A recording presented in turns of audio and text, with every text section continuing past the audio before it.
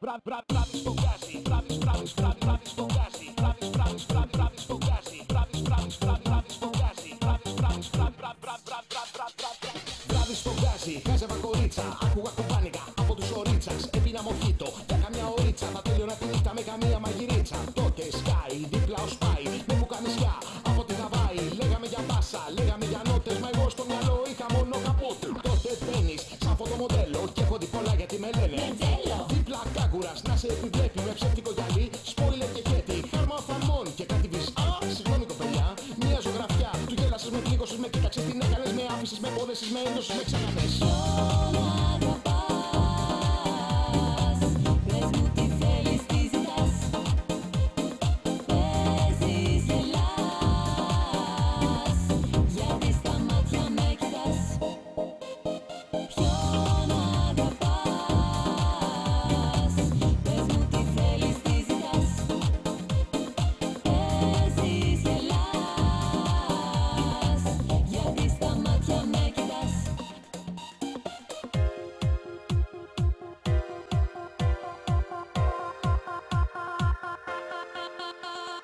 Φύλαγες τον έτσι, κοίταγες σε μένα κι εγώ αμέσως έκανα τη χτένα. Ο Σπάι έλεγε VHS κι εγώ άκουγα θέλω σεξ. Είμαι καλό παιδί και καλός MC.